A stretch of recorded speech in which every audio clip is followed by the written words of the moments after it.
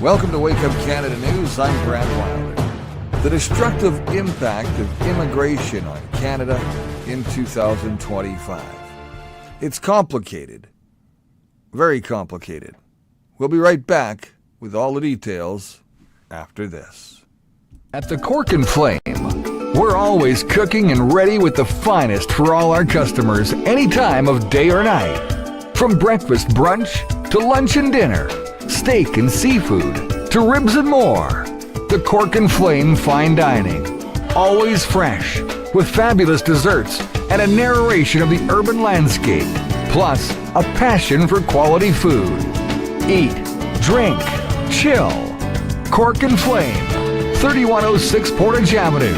There's no hurry, so sit back and relax.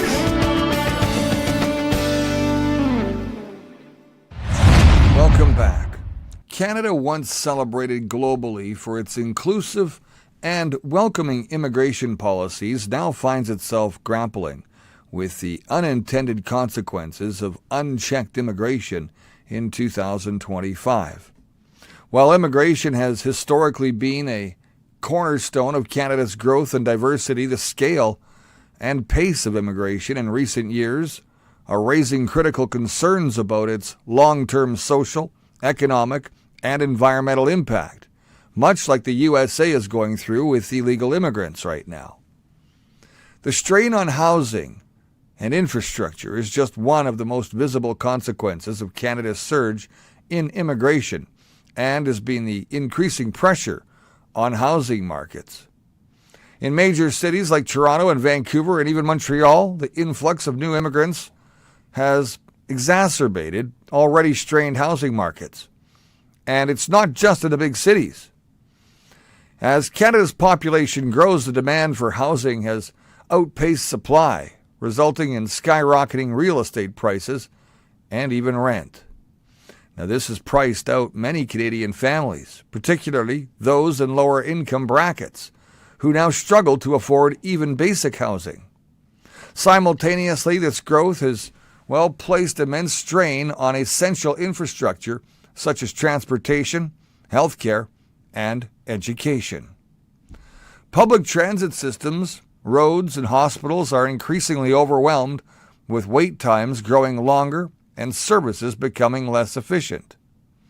For many Canadians, these inefficiencies are a direct consequence of an immigration policy that prioritizes population growth over the ability to integrate newcomers effectively. Wage suppression and job market disruptions are included. Canada's labor market, particularly in sectors like construction, manufacturing, and services, has been flooded by an influx of foreign workers. While immigration has traditionally been seen as a means of filling labor shortages, the rapid increase in the number of immigrants has led to oversupply in certain job sectors.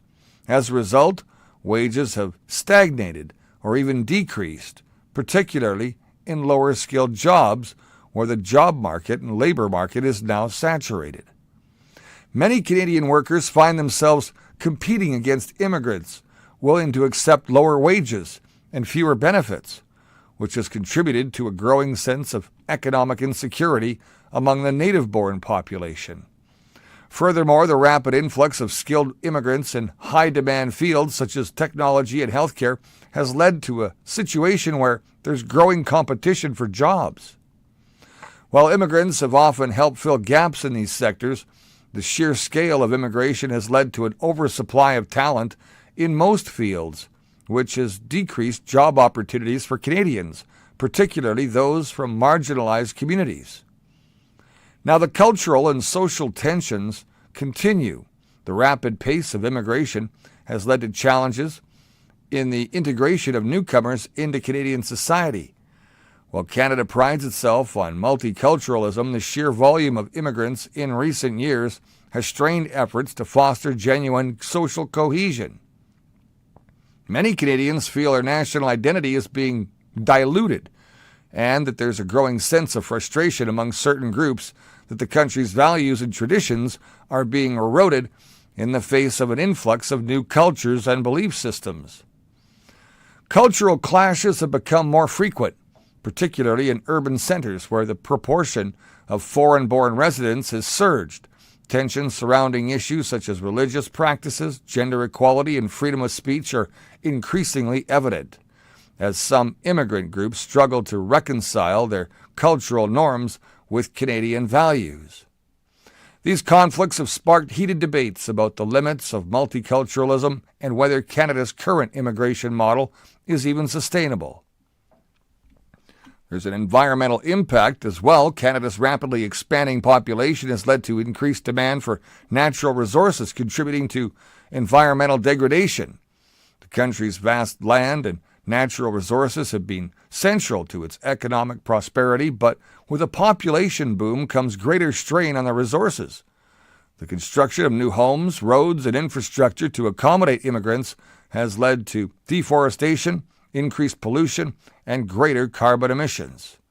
Moreover, as urban centers expand to accommodate growing populations, agricultural land is being replaced by residential land and commercial development, threatening food supply and food security, and even biodiversity. The environmental footprint of this rapid population growth is undeniable, and many Canadians are questioning whether the environmental costs of immigration are being adequately considered in national policy, especially since Justin is so pro-climate everything. There's a political and social polarization as well. The unprecedented scale of immigration in Canada has sparked political polarization, with increasing divisions between those who support more open immigration policies and those who believe Canada should limit immigration to protect its social and economic stability.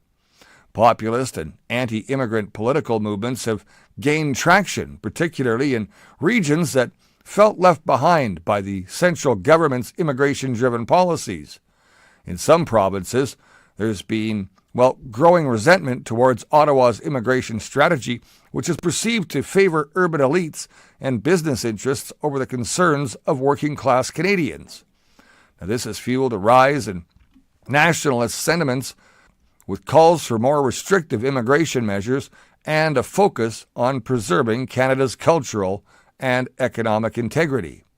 While immigration has historically been a cornerstone of Canada's growth and prosperity, the dramatic increase in immigration in 2025 will expose a significant challenge and even risks.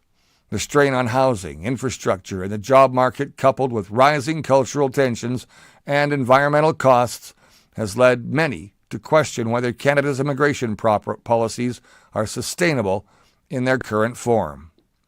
As the country continues to face these pressures, it will be essential for policymakers to strike a balance between economic and social benefits of immigration and the need to protect the well-being of Canadian citizens and the environment. If these issues are not addressed, Canada's once celebrated immigration model may become a source of division and destruction rather than strength and unity. Please like, share, and follow us on YouTube, X, Rumble, BitChute, and our website at wakeupcanadanews.com. Remember, you're the voice, and it's time to make it count. For Wake Up Canada News, I'm Brad Wilder. I'll see you next time.